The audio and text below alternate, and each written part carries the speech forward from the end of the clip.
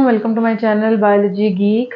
आज हम cell structure and function में लास्ट टॉपिक स्टार्ट करने लगे हैं, that is the cilia and flagella. और यहाँ पे हमारा चैप्टर नंबर 1 जो है वो आज कंप्लीट हो जाएगा। चलिए जी स्टार्ट करते हैं सीलिया एंड फ्लैजेला से। सबसे पहले हम इसकी स्ट्रक्चर देखेंगे, उसके बाद हम देखेंगे किस तरह से फंक्शन करे, यानी कि सीलिया और फ्लैजेला किस तरह से मूवमेंट में अपना रोल जो है वो प्ले कर रहे होते हैं। अच्छा, सीलिया और फ्लैजेला जो होते हैं, हम कहते हैं कि जो फ्लैजेला है ये विप लाइक इसकी स्ट्रक्चर होती है, विप लाइक मूवमेंट होती है। सीलिया जो होते हैं वो हेयर लाइक एक्सटेंशन होती हैं। ये इन दोनों में अगर डिफरेंस किया जाए तो हम इनके नंबर पे, इनके साइज और पैटर्न के ऊपर क्या कर रहे होते हैं, डिफरेंस कर रहे होते हैं। हम कहते हैं फ्लैजेला जो है वो नॉर्मली 1 2 4 3 या आप कह लें कि मैनी भी हो सकते हैं, जबकि सीलिया जो होते हैं वो all over the whole body क्या हुए हुए होते हैं, स्प्रेड हुए हुए होते हैं। अगर मैं आपसे कहूँ कि ये मेरे पास क्या है, एक पैरामीशियम है, ये मेरे पास क्या है, एक पैरामीशियम है, तो इस पैरामीशियम की पूरी बॉडी के ऊपर क्या मौजूद होंगे, जो hair like thin hair like structure होगी, इसको हम बेसिकली क्या कह रहे होंगे, दैट इज द सीलिया। इसको हम क्या कह रहे होंगे, दैट इज द सीलिया। और आप देख सकते हैं कि it spreads all over the body. ये हमारे पास क्या आ गया है, पैरामीशियम की अगर हम एक एग्जांपल कोट कर ले। इसी तरह से अगर मैं यूग्लिना की आपके साथ एक एग्जांपल ले लूं तो हम कहते हैं कि यूग्लिना पे क्या होता है, एक फ्लैजेला जो है वो क्या होगा, मौजूद होगा। इसी तरह से कल जैसे हमने प्रोकैरियोटिक सेल पढ़ा, उसमें हमने बैक्टीरियल सेल पढ़ा, उसमें भी हमने देखा कि इसके ऊपर सिंगल फ्लैजेला भी होते हैं, कुछ के ऊपर फ्लैजेला नहीं होते, कुछ पे सिंगल होंगे, डबल होंगे, दोनों पोल्स के होंगे, all over the body flagella spread हुए होंगे। उसकी बेसिस के ऊपर टाइप्स होती हैं हमारे जो बैक्टीरियाज होते हैं उनकी फ्लैजेला के नंबर के ऊपर। तो वो हम जब चैप्टर नंबर 6 डिस्कस करेंगे तो उसमें बहुत डिटेल से डिस्कस हो जाएगा। इसलिए हमने कहा कि इनके साइज, नंबर, पैटर्न, इसके ऊपर क्या होता है, डिवीजन हुई हुई होती है। अगर साइज की बात की जाए, फ्लैजेला लार्जर इन साइज होता है, सीलिया जो है वो स्मॉलर होता है, कोई hair like thin small structures होती हैं, जबकि ये जो होता है ये सिंगल होता है, लार्जर होता है और कंपैरेटिवली इसका साइज जो है वो इससे ग्रेटर होगा। पैटर्न की बात कर ली जाए तो ये all over the body spread हुआ हुआ होगा और according to the position, according to the body, according to the organism अपना फंक्शन परफॉर्म कर रहा होगा। इसी तरह से फ्लैजेला के अगर पैटर्न की बात कर ली जाए, मैंने जैसे अभी बैक्टीरिया की आपको एग्जांपल दी, एक भी हो सकता है, एक से ज्यादा भी हो सकते हैं, एक ही एरिया में मल्टीपल हो सकते हैं, दोनों पोल्स पे हो सकते हैं, ऑल ओवर द बॉडी हो सकते हैं।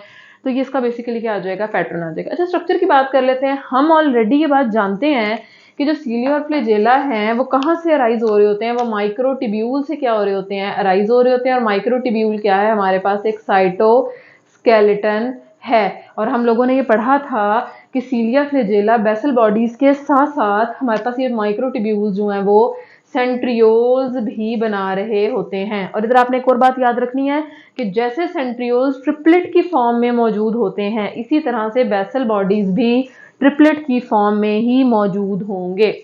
अच्छा, उसके बाद हम कहते हैं कि अगर यहाँ फ्लैजेला की हम थोड़ी सी स्ट्रक्चर देख लें, कि मैंने कहा कि हम स्ट्रक्चर डिस्कस करेंगे, उसके बाद हम इसकी मूवमेंट के ऊपर, इसकी फंक्शनैलिटी के ऊपर जाएंगे। मैंने बहुत सिंपल करके इस टॉपिक को यहाँ पे एक्सप्लेन करने की कोशिश की। आप लोगों ने कोशिश करनी है कि बहुत कॉन्सेंट्रेशन से इस वीडियो को सुने और देखें। अगर आप एक दफा इस वीडियो को देख के बुक रीड कर लेंगे एक बार, तो आपको ये टॉपिक बिल्कुल क्लियर हो जाएगा। अच्छा जी, अब देखें, यहाँ मैंने ड्रॉ किया है, हमारे पास क्या है, एक मैंने फ्लैजेला की स्ट्रक्चर ड्रॉ किया। आप ऐसे सपोज कर लो कि ये मेरे पास क्या था, एक सेल था, ठीक है। ये सेल का क्या है, साइटोप्लाज्म है, और ये क्या है, उसकी प्लाज्मा मेम्ब्रेन है। अब इस प्लाज्मा मेम्ब्रेन और साइटोप्लाज्म में यहाँ पे कुछ स्वोलन सा रीजन है। ये जो स्वोलन सा रीजन है that is basically the basal body. और इस बेसल बॉडी की आप कह लो कि जो बेस है वो स्पेशल टाइप ऑफ प्रोटीन से बनी हुई है, जिसको हम क्या कहते हैं, काइनेटोसोम्स कहते हैं। और ये जो काइनेटोसोम्स हैं ये क्या होंगे, लॉन्गिट्यूडनल अरेंजमेंट होगी इनकी। अब देखो यहाँ पे हमारे पास इन काइनेटोसोम को सराउंड किया हुआ होता है प्लाज्मा मेम्ब्रेन की शीट ने और साइटोप्लाज्म ने। हम कहते हैं कि जब हम इसको मोर इलेबोरेटली देखते हैं, इसकी अपर स्ट्रक्चर देखते हैं, तो हमें ये लॉन्गिट्यूडनल फिब्रिल्स नजर आ रहे होते हैं। इन लॉन्गिट्यूडनल फिब्रिल्स को हम क्या कह रहे होते हैं, माइक्रोट्यूब्यूल फिब्रिल्स भी कह रहे होते हैं, क्योंकि ये माइक्रोट्यूब्यूल से बने हैं, या हम इनको एक्सोनीमा भी कह रहे होते हैं। ये जो हमारे पास फ्लैजेला के लॉन्गिट्यूडनल फिब्रिल्स हैं, इनको हम माइक्रोट्यूब्यूल फिब्रिल्स और एक्सोनीमा जो है वो, ये एक्सोनीम जो है वो कह रहे होते हैं। अच्छा, अब इसको मैंने यहाँ पे थोड़ा सा एलेबोरेट किया। आप ये कह लें कि ये यूं लॉन्गिट्यूडनल अरेंज थे और मैंने अब इसकी ये वाली स्ट्रक्चर जो है ना वो आप लोगों को इस तरह से आप इसको ऑब्जर्व करें। पहले मैंने इसको इधर से देख रही थी, अब मैं इसको ऊपर से देखने की कोशिश कर रही हूँ तो मुझे कुछ इस तरह की स्ट्रक्चर जो है वो शो होगी। मैंने भी आपसे कहा कि जो लॉन्गिट्यूडनल माइक्रोफिब्रिल्स हैं ये वो हमारे पास क्या हैं, लॉन्गिट्यूडनल माइक्रोफिब्रिल्स हैं। नॉर्मली हमारे पास जो माइक्रोट्यूब्यूल फिब्रिल्स होते हैं इसके अंदर 11 हमारे पास क्या होंगे, माइक्रोफिब्रिल्स होंगे। 11 ये रिंग्स की फॉर्म में क्या होंगे, स्ट्रक्चर्स या फिब्रिल्स जो हमारे पास मौजूद होंगे। लेकिन जो हमारे पास 9 फिब्रिल्स होंगे वो क्या होंगे, पेरिफेरी में मौजूद होंगे। ये देखें 1 2 3 4 5 6 7 8 9 और 2 जो हैं वो सेंट्रल पोजीशन पॉजेस किए हुए होंगे। क्योंकि इनकी अरेंजमेंट 9 और 2 होती है तो हम कहते हैं कि इनका जो पैटर्न है, स्ट्रक्चरल पैटर्न, वो क्या है, 9+2 है। अच्छा जी, ये तो सिंपल है। अब ये देखें, ये इधर इनको सराउंड किया हुआ एक सेंट्रल शीथ ने, जिसको हम इनर शीथ भी कहते हैं। ये दोनों फिब्रिल जो हैं कनेक्टेड हैं किससे, एक हमारे पास इनका ब्रिज है जिसको हम कह रहे होते हैं कनेक्टिंग ब्रिज कह रहे होते हैं, या नेक्सिन भी आप उसको कह रहे होते हैं। Nexin basically kind of protein है। जो मेजरली है वो हमने इसको देखना है, दैट इज द, ये जो होल स्ट्रक्चर है ए टिब्यूल और बी टिब्यूल मैंने लिखी है, ये क्या है हमारे पास, सब फाइबर है। ये हमारे पास क्या है, इस फिब्रिल का सब फाइबर है और इसके अंदर 2 फर्दर टिब्यूल्स होती हैं। ए टिब्यूल जो कि कंप्लीट सर्कल होगा, बी टिब्यूल, इसको आप यहां देख लो, ये क्या है, ए टिब्यूल और ये क्या है, बी टिब्यूल। मैंने यहां भी ड्रॉ किया है, ये क्या है, ए टिब्यूल, ये क्या है, सी टिब्यूल। यानी कि जो सी शेप होगी वो बी टिब्यूल होगी, जो कंप्लीट होगी वो क्या होगा, ए टिब्यूल होगा।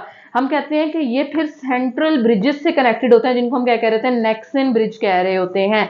अच्छा, अब इस ए टिब्यूल को देख लेते हैं, बी को छोड़ दें, बी को भूल जाएं। ए टिब्यूल जो है इसमें कुछ आप कह लें कि आर्म्स आपको नजर आ रही होंगी, आप कह लें कि कुछ परपेंडिकुलर स्ट्रक्चर्स आउट इन्वेजिनेट हो रही हैं। हम इनको क्या कहते हैं कि दीज आर द डायनियम आर्म्स, इनर डायनियन आर्म्स एंड द आउटर डायनियन। जो आउटर होंगी वो आउटर और जो इनर होंगी वो इनर डायनियन आर्म होंगी। डायनियन बेसिकली क्या है, a special kind of protein है जो इनको बना रही है। उसके अलावा एक और स्ट्रक्चर यहाँ पे मौजूद होगी ए टिब्यूल में, जो रेडिएट टूवर्ड सेंटर होगी, जो मैंने बहुत प्रोमिनेंट सी बनाई है, that is basically the radial spoke.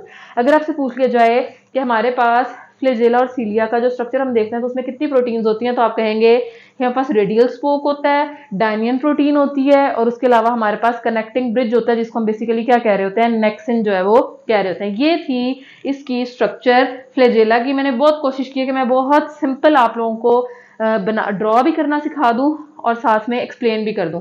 ये जो आउटर आपको एक सर्कल सा नजर आ रहा है, that is basically the plasma membrane. अच्छा जी, अब इसकी मूवमेंट की तरफ आ जाते हैं। मूवमेंट 2 तरह की है, यहाँ इसको भी एक्सप्लेन किया गया आपकी बुक में, लेकिन मैं इसको हल्का एलेबोरेटली बहुत ब्रीफली एक्सप्लेन कर दूंगी, क्योंकि बच्चों को नॉर्मली बुक से रीड करने के बाद ये बात समझ नहीं आती। इसको हम बाद में देखते हैं, पहले ये चीज हम देख लेते हैं। अगर हम मूवमेंट ऑफ सीलिया फ्लैजेला की बात करें तो आपने एक बात याद रखनी है कि फ्लैजेला हमेशा ऑपोजिट डायरेक्शन में मूव करेगा। अगर वाटर की मूवमेंट ये है तो फ्लैजेला क्या कर रहा होगा, इस डायरेक्शन में मूव कर रहा होगा।